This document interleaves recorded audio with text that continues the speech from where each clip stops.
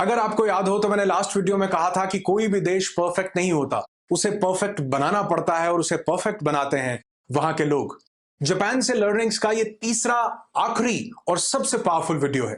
और मैं ये नहीं कहता हूं कि जापान एक परफेक्ट कंट्री है, लेकिन बहुत सी ऐसी चीजें हैं जो जापान को एक बहुत खूबसूरत, बहुत बेहतरीन कंट्री बनाती हैं। और पहले दो वीडियोस में मैंने बहुत सी चीजें आपके साथ डिस्कस की, बहुत पावरफुल लर्निंग्स थी। और अगर उनमें से आपने कोई भी वीडियो मिस किया हो तो यहां आई बटन में, डिस्क्रिप्शन में और एंड स्क्रीन में आपको वो वीडियो मिल जाएंगे। इसके खत्म होने के बाद उनको जरूर देखना। लेकिन आज कुछ ऐसी 3 लर्निंग्स आपके साथ शेयर करूंगा जो जो हर एक इंसान तक पहुंचना बहुत जरूरी है। इसलिए आज वीडियो शुरू होने से पहले ही मैं आपको ये बात बोलूंगा कि अगर ये वीडियो आपको अच्छा लगे, अगर लगे कि ये चीजें हर कंट्रीमैन तक पहुंचनी चाहिए, तो इस वीडियो को शेयर जरूर करना। और हाँ, एक चीज और कि मैं बहुत दिल से, बहुत मेहनत से यूनिक कंटेंट आप तक पहुंचाता हूं। लाइक करके जरूर बताया कीजिए कि क्या ये चीजें आपके दिल और दिमाग तक पहुंच रही हैं या नहीं। तो सबसे पहली चीज और वो पावरफुल चीज जो जापान से हमें सीखनी चाहिए वो ये है कि they don't rely on luck. वो सिर्फ किस्मत पर भरोसा नहीं करते।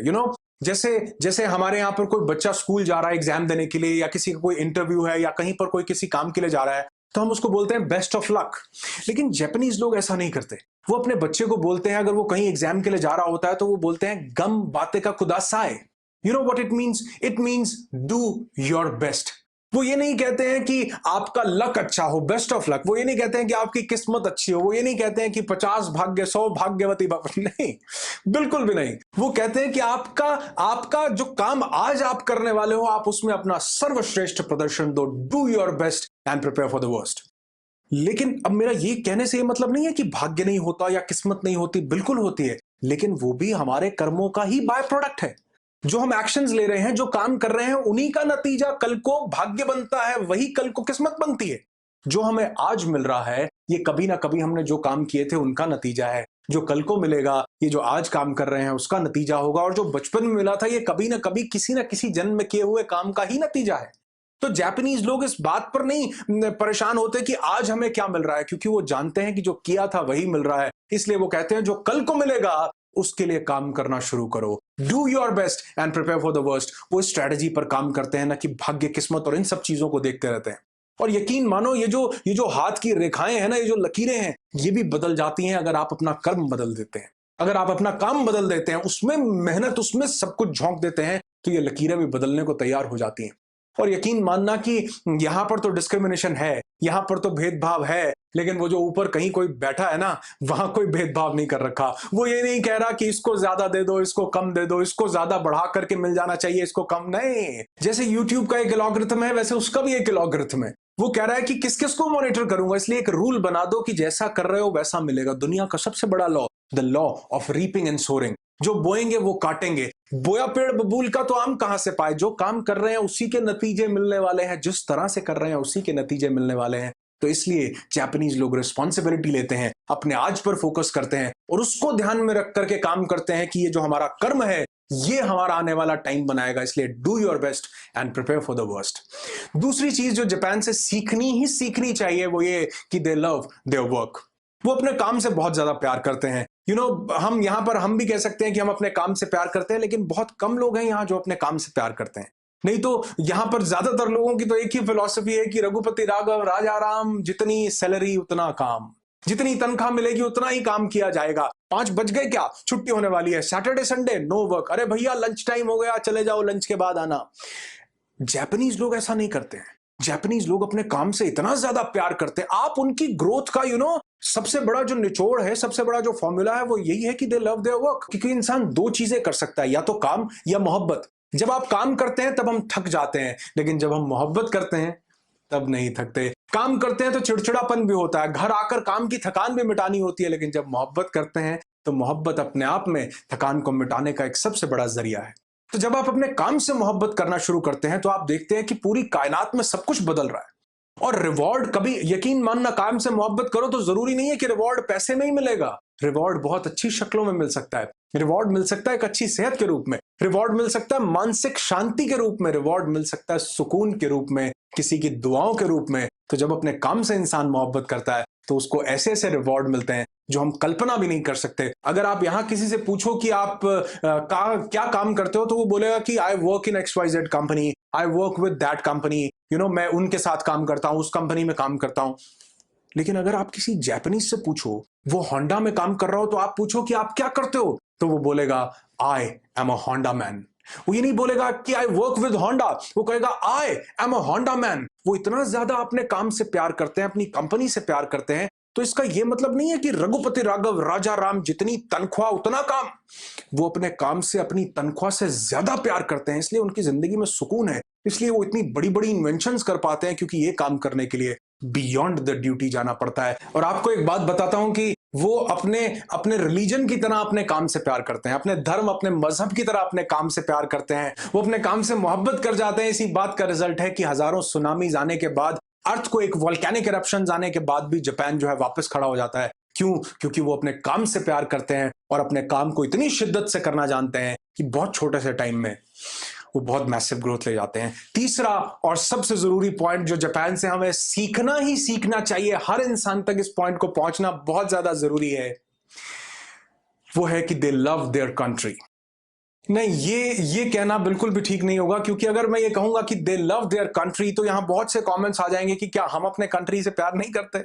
हम भी अपने कंट्री से प्यार करते हैं, बिल्कुल करते हैं जी। आप देखो, हमसे ज्यादा कौन सा कंट्री ऐसा था जो रिलीजियसली पागलों की तरह क्रिकेट वर्ल्ड कप में अपने कंट्री को सपोर्ट कर रहा था?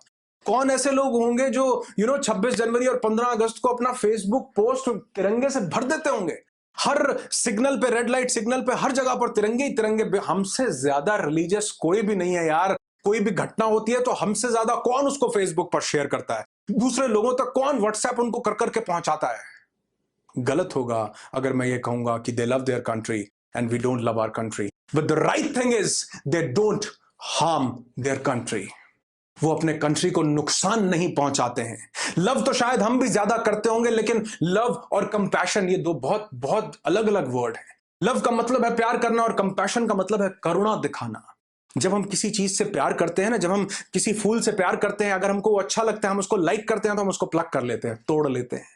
लेकिन जब हम उसके प्रति कंपैशन रखते हैं, करुणा रखते हैं, तो हम कहते हैं तो यही ठीक है, तोड़ने की जरूरत नहीं है, तुझे पानी मैं दूंगा यहां पर आकर के, तो बहुत खूबसूरत लग रहा है। वो अपने कंट्री के प्रति करुणा रखते हैं, और जब वो ये काम करते हैं, अपने कंट्री के प्रति करुणा रखते हैं, तो अपने देश को नुकसान नहीं पहुंचाते हैं।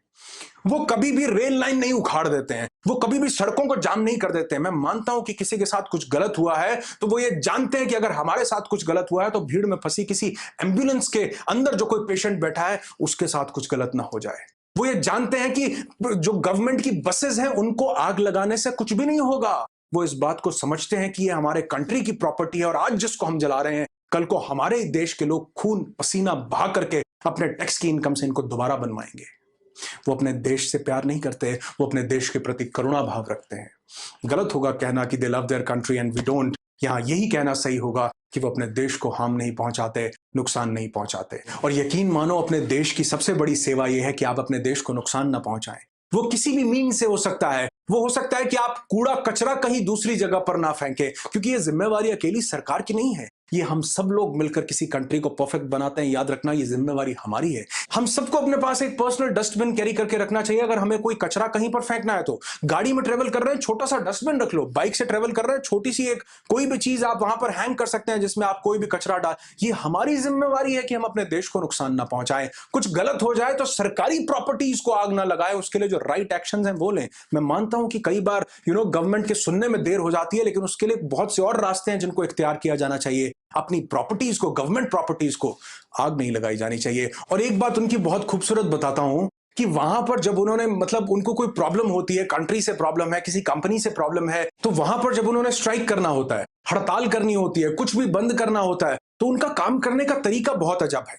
जैसे मान लो वो जूते बनाने वाली कंपनी में काम करते हैं लोग, और कंपनी से नाराजगी हो गई, तो अब उन्होंने हड़ताल करनी है, काम को रोकना, तो वो धरना देकर बाहर नहीं बैठ जाएंगे, वो काम को बंद नहीं कर देंगे, आग नहीं लगा देंगे, मालिक की गाड़ी पर पथराव नहीं करेंगे। वो क्या करेंगे? काम करते रहेंगे। लेकिन अगर जूता बन रहा है, तो दो पैर की जगह एक ही पैर का बनाते रहेंगे, कि कल को काम जब रिवाइव हो, चाहे हमारी शर्तें मान ली जाए, हम काम को रिवाइव करें या कोई नई टीम आकर के काम को रिवाइव करे, तो काम रुके नहीं। जितना ऑर्डर जाना था उतना ऑर्डर ऑब्वियसली चला जाए। एक पैर का जूता बनाते रहेंगे, दूसरे का नहीं बनाएंगे, कि जब भी काम शुरू होगा दूसरे का बनाएंगे, काम पूरा हो जाएगा।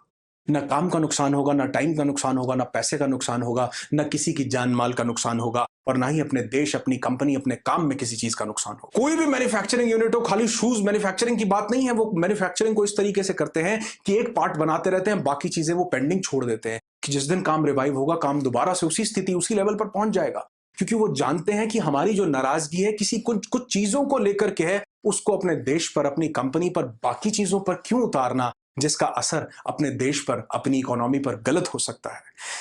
अगर ये चीजें अच्छी लगे ना, दूसरों के साथ शेयर जरूर करना। चैनल पर अगर पहली बार आए हैं तो सब्सक्राइब किए बिना बिल्कुल मत जाना, बेल आइकन को प्रेस कर देना ताकि आने वाली हर एक वीडियो की नोटिफिकेशन आप तक पहुंचती रहे, आपकी जिंदगी खुशियों से भरी हो, ऐसी दुआ करता हूं। I wish you lots and lots of peace, tons of happiness and bundles of success in your life.